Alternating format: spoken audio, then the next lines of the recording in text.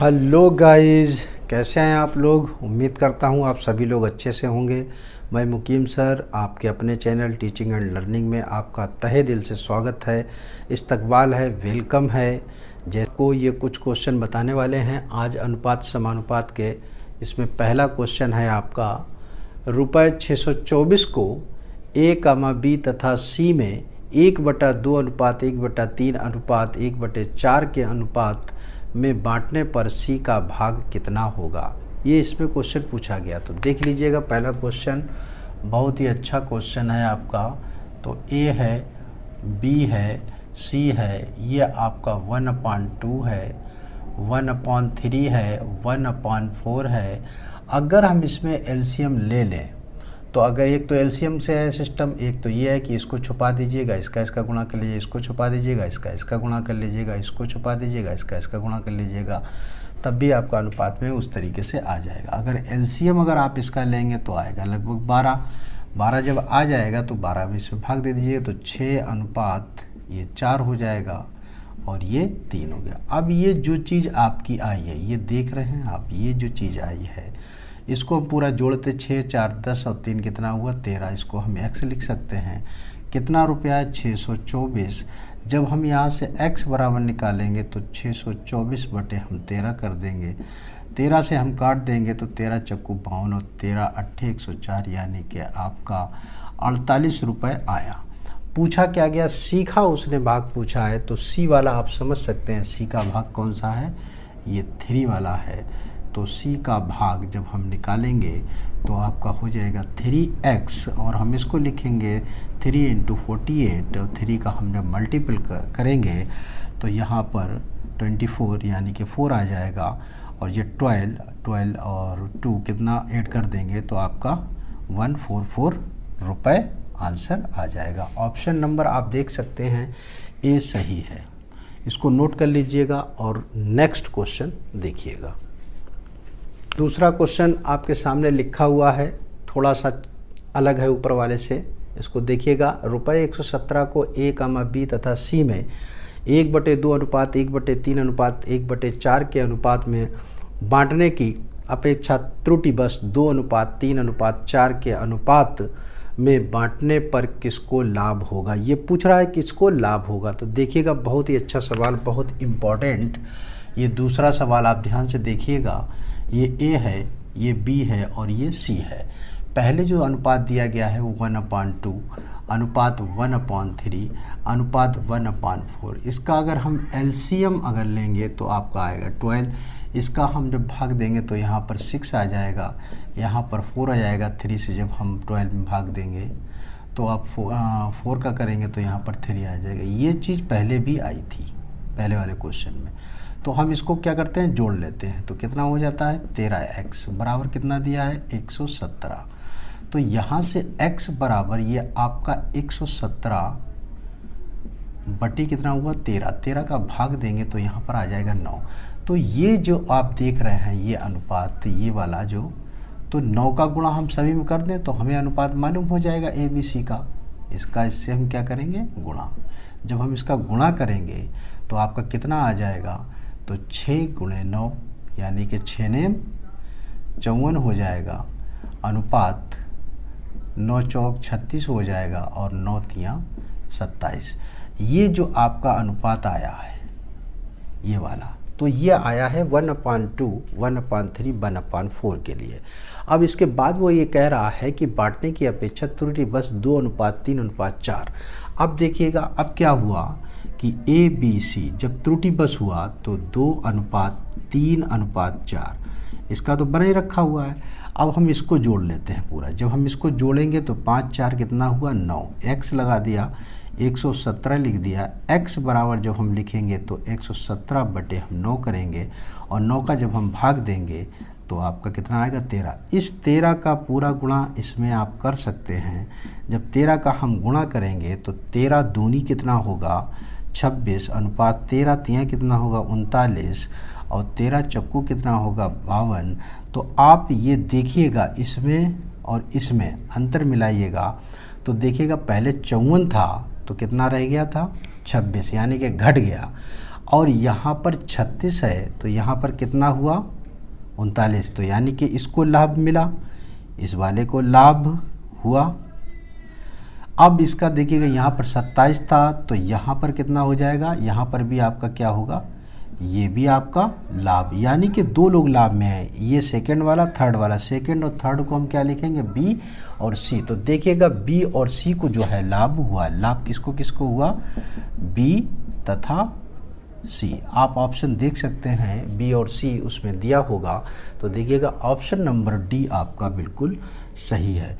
इसको बहुत ही कायदे से लगाइएगा, बार बार लगाइएगा, समझ में आ जाएगा तो आप तुरंत क्वेश्चन को लगा सकते हैं। इसको नोट कर लीजिएगा और नेक्स्ट देखिएगा। देखिएगा आपके सामने ये तीसरा क्वेश्चन लिखा हुआ है कि एक व्यक्ति के खर्च और बचत, दो चीज़ें हैं, खर्च है और बचत का अनुपात इतना है। तो देखिएगा खर्च और बचत, तीसरा, एक तरफ खर्च है और एक तरफ बचत है, इन दोनों का अनुपात दिया गया है 26:3। ठीक है। यदि उनकी मासिक आय इतनी है तो उनकी मासिक बचत कितनी होगी। तो देखिएगा ये खर्च है, ये बचत है, इन दोनों को अगर जोड़ दिया जाए तो उसकी मासिक आय बन जाएगी। तो 26 और 3 जोड़ेंगे तो कितना होगा, 29x बराबर कितना हो जाएगा आपका 14,500। तो जब हम x बराबर करेंगे तो 14500 इज इक्वल टू ये 29/29। तो 29 का इसमें हम भाग देंगे तो 5 दफ़े चला जाएगा, 5 ने 45 और 5 दूनी 10 और 4 14, तो ये 5 बार कट जाएगा, तो यानी कि आपका आ जाएगा 500। तो कहने का मतलब ये है, ये आपका 500 आ गया। पूछा क्या है, उसने पूछा है कि मासिक बचत, तो बचत की बात कर रहा है, तो बचत के लिए कितना है 3, तो बचत इज इक्वल टू 3x। इसको हम क्या लिखेंगे, 3 × 500, तो 5 3 1500 रुपया। क्लियर। उम्मीद करता हूं कि आप लोगों के समझ में आया। अगर समझ में आया है तो वीडियो को ज़्यादा से ज़्यादा शेयर करें। इसको नोट कर लीजिएगा और नेक्स्ट देखिएगा। तो 1500 आप देख लीजिएगा, ऑप्शन नंबर सी है आपका। ठीक, इसको नोट कर लीजिएगा।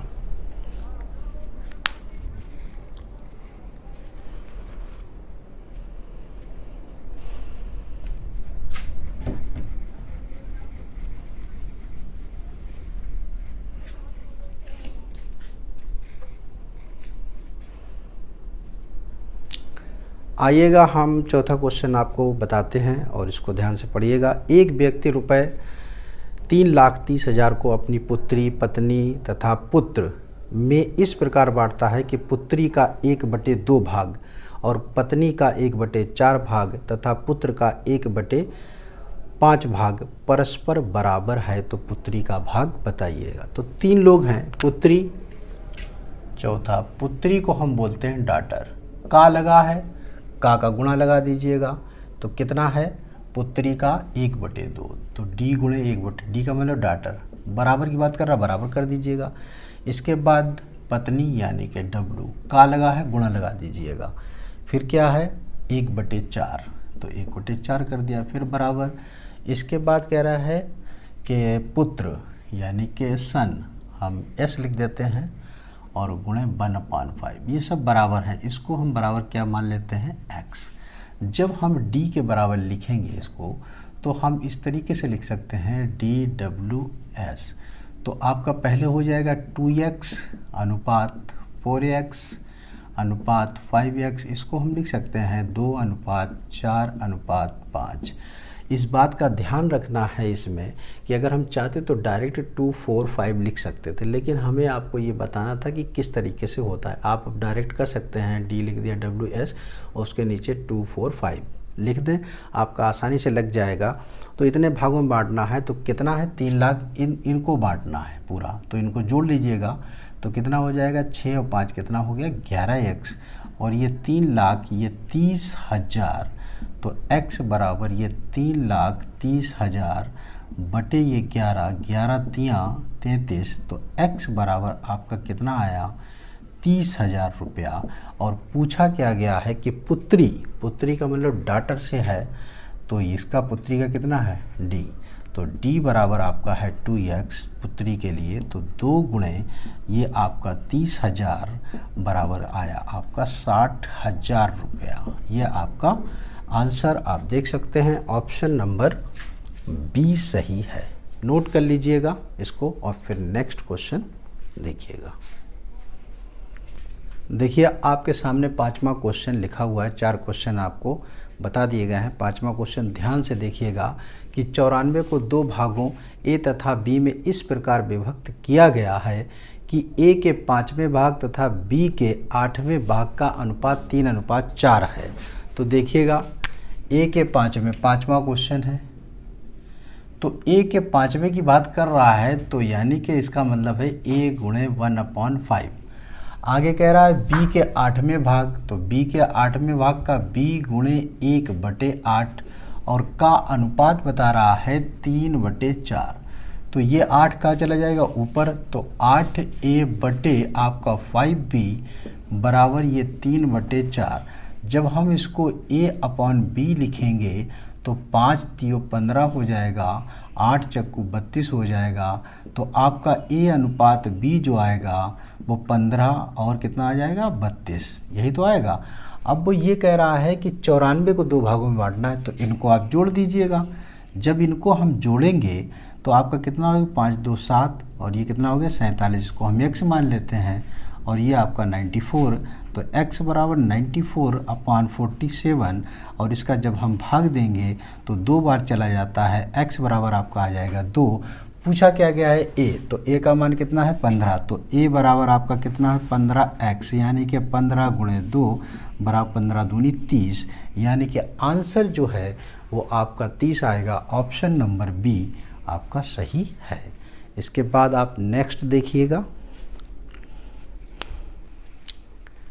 आइएगा देखिएगा। 6ठा क्वेश्चन आपके सामने लिखा है कि 2 संख्याएं 2:3 के अनुपात में हैं तथा गुणनफल 96 है, तो इसका योगफल कितना होगा। ध्यान से देख लीजिएगा इसको भी। ये 6ठा क्वेश्चन है आपका, दिया है 2:3 दिया है, इनका गुणनफल, तो हम इसको 2 इसको 3, तो इसका हम क्या करेंगे आपस में गुणा कर देंगे। जब हम आपस में गुणा करेंगे तो 2 बार होगा, तो हम x² बराबर लिख देंगे, कितना है आपका 96 और इसका जो गुणा किया है वो कितना है 6। ये x² इसलिए लिखा 1 और 1 2, यानी कि इसका आपस में गुणा करेंगे तो x मान करेंगे तो x² आ जाएगा और 6 इसके बटे 6 का इसमें भाग दिए, 6 कम 6 और 6 रंग 36, x² बराबर 16, तो x बराबर आपका कितना आ जाएगा 4। पूछा क्या गया है, इसमें पूछा गया इसका योग, तो आप ये देखिएगा x बराबर 4 आया, तो यहाँ पर जब हम गुणा करेंगे तो 2 गुणे 4 अनुपात 3 गुणे आपका कितना है 4 हो जाएगा, तो 4 दूनी 8 अनुपात 4 तियो 12। अब इनका योग पूछा है तो योग कर दीजिएगा, योग बराबर आपका आ जाएगा 8 धन 12, तो कितना हुआ 12 8 20, यही आपका आंसर होगा। ऑप्शन नंबर आपका डी सही है। ये हमने लिख दिया इस तरीके से, कोई ज़रूरी नहीं कि आप कामा करके भी लिख सकते हैं इसको, यहाँ पर आप कामा करके दिखा दीजिए तब भी कोई दिक्कत नहीं है, और फिर इनका योग कर दीजिएगा, आपका आंसर 20 आ जाएगा। ठीक है, क्लियर। अब नेक्स्ट देखिएगा इसका एक क्वेश्चन, देखिएगा आपके सामने 7वां क्वेश्चन और 8वां क्वेश्चन लगभग एक ही तरीके का है कि 3 संख्याएं 5:6:7 के अनुपात में है। यदि इन संख्याओं का गुणनफल इतना हो तो इनमें सबसे बड़ी संख्या कौन सी है। इसी तरीके से नीचे भी दिया गया है कि 3 संख्याओं का अनुपात इतना इतना है तथा इनका गुणनफल इतना है, तो संख्याएं होंगी। तो जिस तरीके से 7वां लगेगा उसी तरीके से 8वां लगेगा। तो हम देखिएगा 7वां लगा देते हैं, 8वां अपने आप लगाइएगा। 7वां देखिएगा क्या है 5:6:7, यही तो है। और इन संख्याओं का गुणनफल, तो संख्याएं कितनी 3 है, तो जब 3 है तो x³ कर दीजिएगा, और हमारी संख्या है कितनी 56 70 बटे आपका कितना हो जाए इन सब का गुणा, यानी कि 5 गुणे 6 गुणे 7। एक एक करके आप काट सकते हैं, 5 से काट लीजिएगा, 5 एकम 5, 5 एकम 5 दूनी 10, 5 चौको 20। 6 से काट लीजिएगा, 6 एकम 6, 5 बचा, 6 अट्ठे 48, 5 से काटिएगा, 5 एकम 5, फिर 5 एकम 5, 5 तियो 15 हुआ यहाँ पर। 5 3 15। तो अब 6 से काटेंगे तो 6 एकम 6 बचा, यहाँ पर 5 53 हो गया, 6 48 बचे, 5 6 नेम 54। 7 से काट लीजिएगा, 7 दूनी 14 और 7 सत्ते 49। एक्स क्यूब बराबर आपका आया 27। तो यहाँ से एक्स बराबर कितना आ जाएगा, जो आ गया वो 3 आ गया। अब पूछा क्या है, पूछ रहा है इनमें सबसे बड़ी संख्या। तो संख्या हमारी तो यही है, तो लिख लीजिएगा 5 गुणे 3 कामा 6 गुणे 3 7 गुणे 3। तो इसमें आपका कितना हो जाएगा 15 और 6 तियाँ 18 7 तियाँ 21। तो आप ये देखिए कि इनमें सबसे बड़ी संख्या कौन सी है, ये है बड़ी संख्या, बड़ी संख्या। तो यानी कि आंसर आपका 21, यानी कि ऑप्शन नंबर सी सही होगा। इसी तरीके से आपको 8वां लगाना है। जब आपका x बराबर निकल आएगा, सबका गुणा कर देना। तो जो सबका गुणा करोगे तो इस तरीके की संख्याएं आएंगी। उसमें बड़ा छोटा नहीं पूछा, खाली संख्याएं पूछी हैं।